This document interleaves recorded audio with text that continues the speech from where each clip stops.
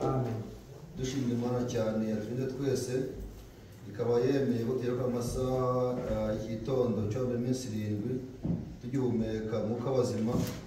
Imana yabikoze yadushimira n'icyubahiro mu izina rya Yesu Kristo. Amen. Reka duhagurutswe no kubaha Imana. Mwene data Tebiriya Kabagema cyangwa se Tamuriza ufite igitabo cya Habakuki 3. Hari igitabo cya Habakuki 3.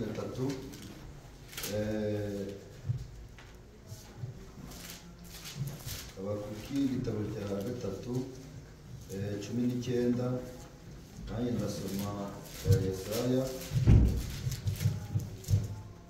Habakuki 3:19 umurongo wonyine. Ndasoma Yesaya 5:2 ku murongo wa 7. Basoma mu izina rya Yesu Kristo. Amen. Habakuki 3 umurongo wa 19.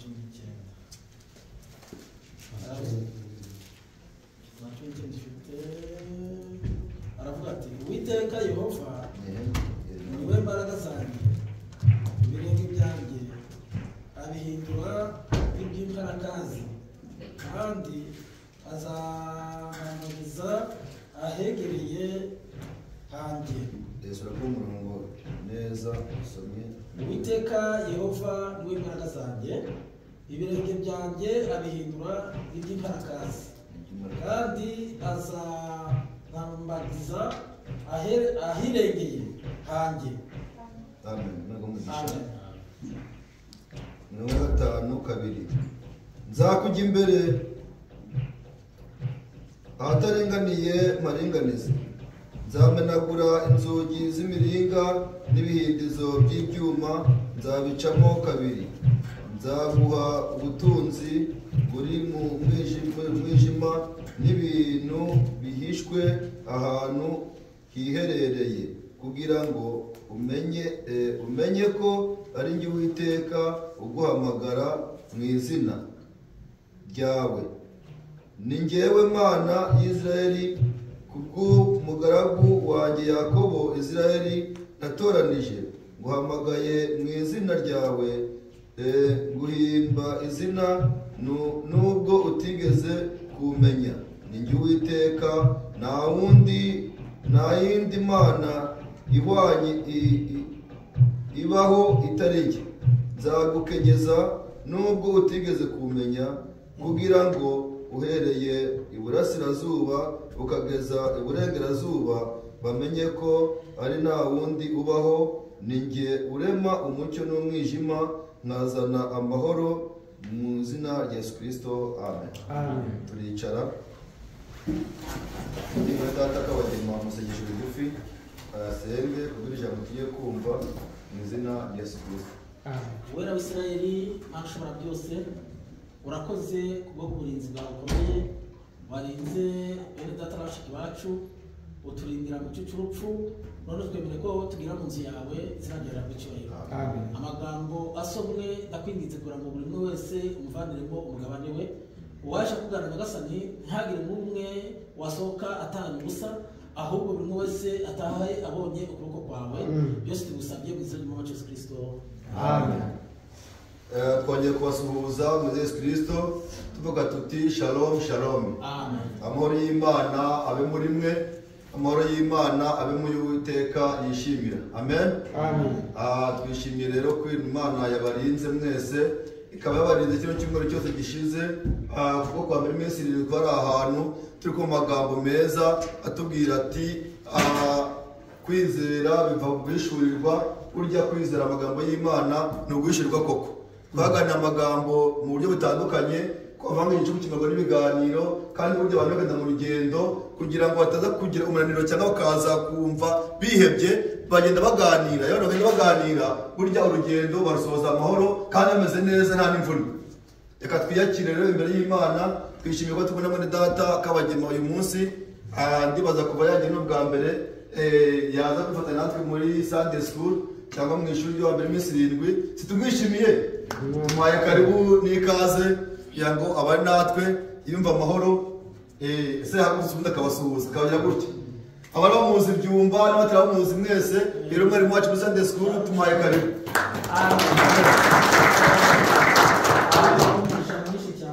Amen.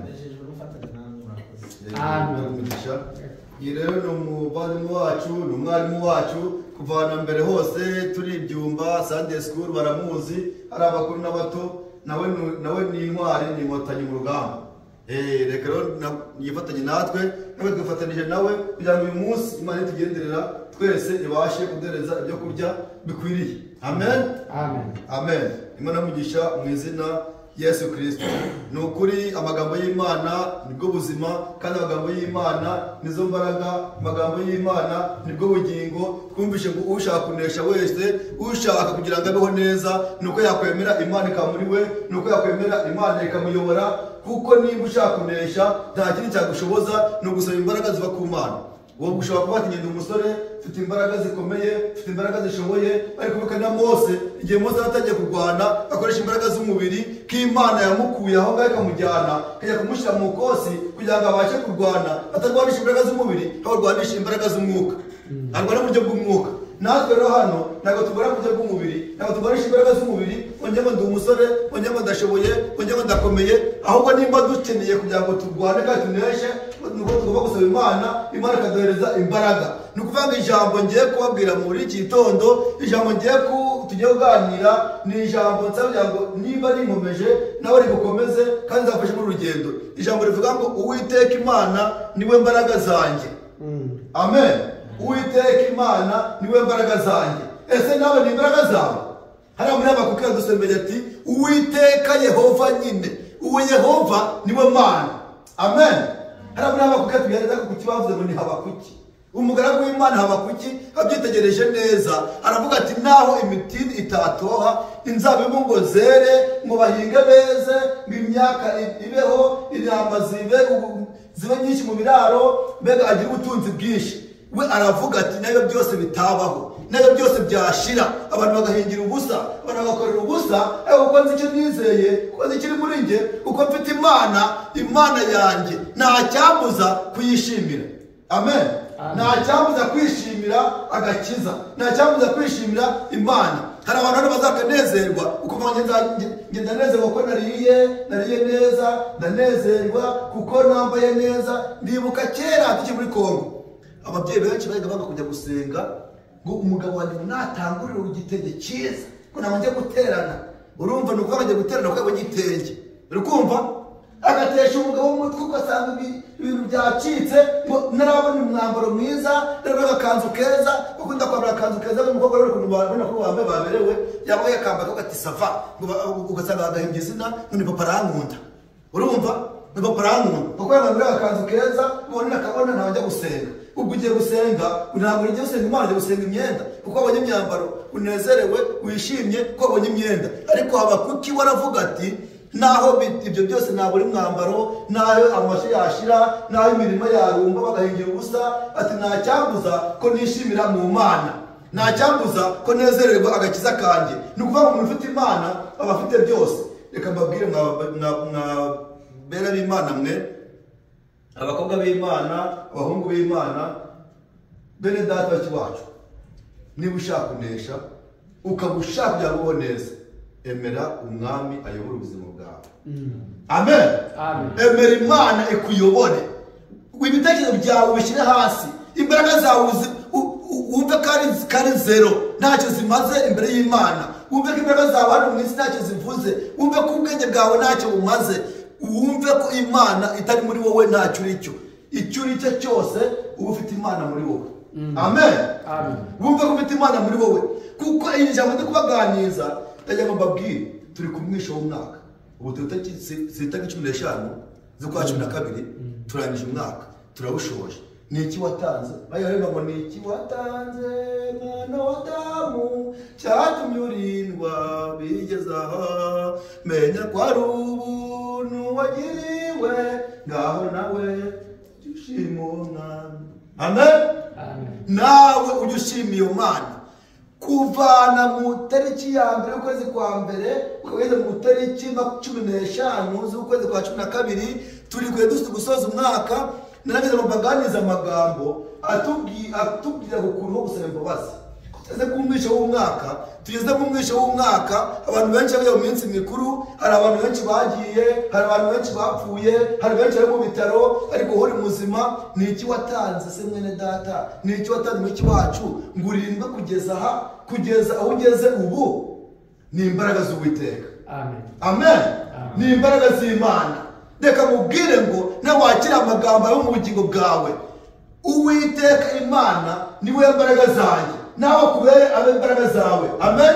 Uvuga ati Imana nanjye ndi mu rugamba, hano hanze ni habi, turwana n'isi, tukarwana n'abadayimoni, tukarwana imyuka mibi tutabona, ariko mwami nta kintu cyabicyoza uretse imbaraga zawe. None mwami uko njyewe nashoboye ndagusabye Mana umbere imbaraga. Amen.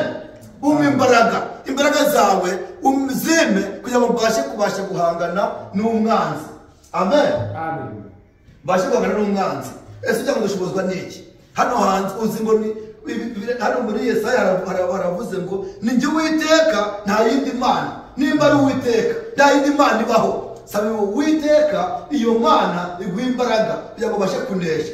Niba urangije umwaka usaba Imana kugira ngo uriya mwaka ugiye kuza wa 2025 umwaka w'ibihumbi 2025 Imana izagutangiza amahoro kandi izagusoza amahoro. Ese ninde wakwifuza gutangira umwaka amahoro? Amen. Amen. Ese ninde wakwifuza kugira ngo asabe Imana ibe muri we, imubere imbaraga zizamushoboza guhangana kandi agatsinda abanzi aho ananiwe, ibyo wumvishe bidashoboka ukumva ko unaniwe, ukumva ko ugeze ahanyuma, ukaba ukeneye ko ibyo ngibyo ukeneye ko birangira, uyu mwaka utararangira bigashira, ugazatangira umwaka amahoro kandi ukawutangirana n'imbaraga z'Imana. Amen. Imana ibashoboze mu izina rya Yesu Kristo. Muri urugendo harimo abantu benshi bafite ibikomere. Ese reka mubwire bene data, twaba turega gupfubyi, harimo abantu bafite ibikomere byo kuba barazwa ari impfubyi, harimo abantu bafite ibikomere byo kurerwa n'ababyeyi batababyaye, agahora atotezwa, agahora abyirwa amagambo mabi, ukumva ko iyi si urambuye kuyibaho, ukumva ko ntacyo nicyo, ukumva ko ntacyo umaze. Reka mubwire ngo hirya y'ababyeyi hari Imana. Amen. Hirya y'abo babyeyi hari umubyeyi. Uwo mubyeyi rero no baratira uyu munsi nta yindi Imana iriho uretse Uwiteka, Imana ya Israeli, Imana y'ijuru n'isi, niyo Mana twizeye. Iyo Mana twizeye rero iduhereza imbaraga, itubera imbaraga kugira tubashe guhagarara tudatsinzwe. Amen. Tubashe gutsinda intambara dufite muri iyi si, ntabwo twabasha kuzishoboza tudasabye imbaraga z'Imana. Amen. Imana idushoboze. Kababwira hari ibintu byinshi ducamo atari imbaraga z'Imana ntibashobora kurenganya na gato, ntibashobora kugira ikintu wageraho. Amen. Iyo mwumva ababyeyi babyaye bakabyara barushye, nuko nta wundi bashoboza ni Imana.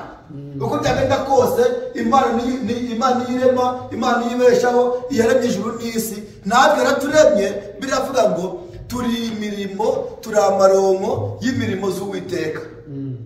Mu murimo w'Uwiteka nawe uraboneka, mu murimo w'Uwiteka nawe ndaboneka. Ese Imana yaremye ijuru n'isi, urumva atari Imana y'imbaraga?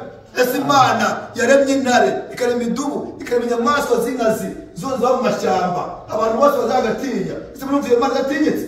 Murumva Imana idakomeye? Iyo Mana rero nimba ikomeye, iyo Mana wizeye uyisabe kuko ari Imana y'imbaraga, ibe imbaraga zawe ubugingo bwawe. Amen. Ireme imbaraga kugira ngo kwizera kwawe kutanyeganyega, kwizera kwawe kutagiramo inkomyi, kwizera kwawe kutarangirira aho, kugira ngo kwizera kwawe kubashe kuramba nuko wasaba iyo Mana ikaguhereza imbaraga. Amen. Uwiteka Imana niwe mbaraga zanjye. Ngo nzakujya imbere. Urumva iyo Mana atari nzadi, nta wundi kubivuga. Uwiteka Imana ubwe niwe uri kubivuga ati nzakujya imbere, nzaba Imana yawe. Ngo ahataringaniye nzaharinganiza, abakuvuga nabi nzabacecekesha, abaguhiga nzabahiga, abagushaka bazakubona kuko uri mu bwisho bw'Uwiteka. Amen. Niba uri mu bwisho bw'Uwiteka nta mwanzi waguhagarara imbere, nta muntu wakuvuga nabi. Abakuvuga nabi ku bw'izina ry'Uwiteka azabacecekesha. Amen. Yesu Kristo aravuga ati nimuba muri njye mukemera amagambo mbabwira nzaba umwanzi w'abanzi banyu, kandi ubavuga nzamucecekesha, uguhiga nzamuhiga, kuko Uwiteka ari Imana, Uwiteka ari umubyeyi, ntabwo tukaba abana. Uwiteka ari umubyeyi wacu, ntabwo tukaba abana. Ese nimba uri umwana w'Imana, Uwiteka akaba ari Imana yawe, niki cyaguhangara? Imana ibashoboze mu izina rya Yesu Kristo.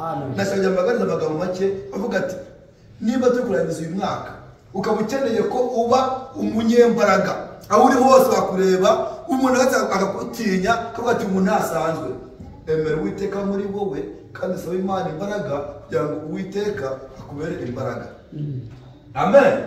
Uwiteka Imana akubere imbaraga. Ngo nzakujya imbere ahataringaniye maringanize, nzamenagura inzugi z'imiringa. Muri kubyumva neza? Nzamenagura inzugi z'imiringa n'ibihindizo by'ibyuma, nzabicamo kabiri. Ngo nzamenagura inzugi z'imiringa, nubyumva neza? N'aba bandi bagufunga bakaza ibihindizo by'ibyuma, ngo ibihindizo by'ibyuma nzabivunaguramo kabiri. Uri kubyumva neza? Niyo mpamvu Pawulo na Sila bari mu nzu y'imbohe, bajya kubona ko n'iminyururu iradohotse, iminyururu ikabavaho, inzugi zikingishije mitarike zikomeye, bakabona urugi rurangaye nta muntu ukozeho. Ni imbaraga z'Imana.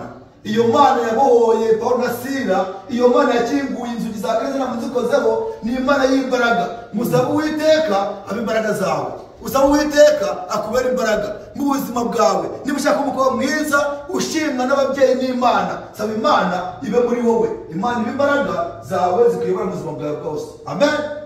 Ubuzima bwawe bwa buri munsi, ubuzima bwawe bwose usaba Imana ikubera imbaraga kugira ngo ibyo ukora byose bizabashe kugenda neza. Ngo nzaguha ubutunzi. Nimba ari ibintu bibaho baravuga ati ngewe umwana w'Imana nkeneye ubutunzi, sinkeneye kubaho. Oya, Imana bizi ko tubishaka. Nuba mu Mana ko by'Imana ishaka, Imana izaguha n'ibindi byose ukeneye, n'ibitayisabye izabiguha ukibona ko biri ngombwa.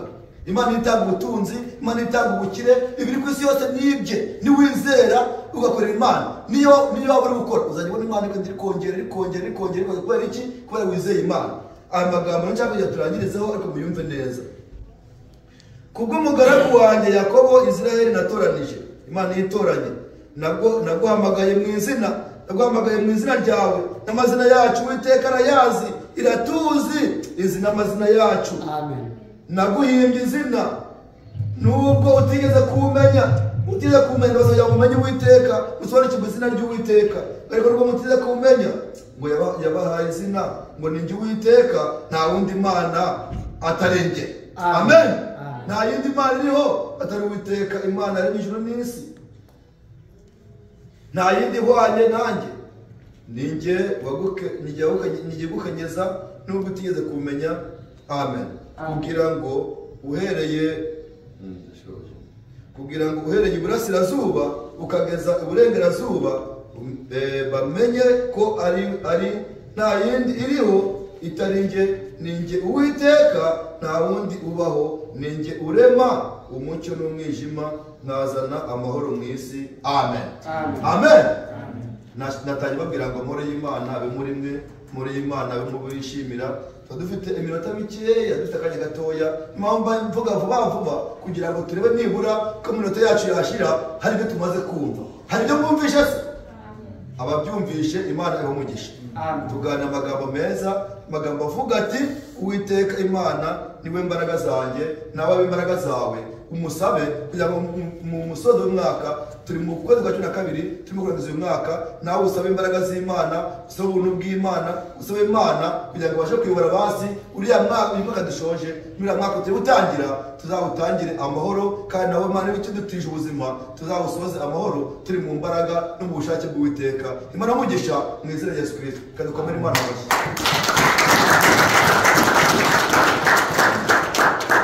Turashoje rero kubw'abakeneye imfashamasengero Imana ibeze imbaraga, kugira ngo Data utamuriza adusoreze amateno yacu n'asengesho, asemugisha bateranye, kandi abifuje guhabwa imbaraga Imana izibahe mu izina rya Yesu Kristo. Amen. Uwiteka Mana ishobora byose, Uwiteka Mana nzima, turagushimiye kandi turaguhimbaje izina ryawe n'amacyubahiro. Itara cyacu kandi Mana yacu, twari dukeneye kukubona no kukumva. Uwiteka twakuboneye mu ijambo ryawe, twakuboneye mu mukozi wawe, ishimwe n'icyo bikugarukire uzira ry'umwami Yesu Kristo. Mwami Imana, Mana ishobora byose, ndagusabye kugira ngo ubwo twumvise ko Uwiteka ari we mbaraga zacu, Uwiteka twe turi abanyantege nke, niyo mpamvu tugusabye imbaraga mu migendere yacu mu izina ry'umwami Yesu Kristo. Mwami Imana, Mana ishobora byose, Abisirayeli bafashe urugendo, imbaraga bageze ku nyanja itukura, imbaraga zirangirira aho ngaho, ariko kuko uri Uwiteka Imana ishobora byose, Uwiteka ubahereza imbaraga, Uwiteka ubacira inzira mu nyanja itukura. Ndabigushimiye uzira ry'umwami Yesu Kristo. Mwami Imana, Mana ishobora byose, abera bawe ibyabananiye ndagusabye kugira ngo ubashoboze, ubabere imbaraga zo kunesha ibyo bananiwe mu izina ry'umwami Yesu Kristo. Mwami Imana, Mana ishobora byose, tujye kuvanga tujya guteranira mu bakuru, ndagusabye kugira ngo naho utugirire neza, tukurangire umugisha, bigusebereze kwikoze mu izina rya Yesu Kristo. Amen. Aramugisha kandi uzaba namwe muri Yesu Kristo.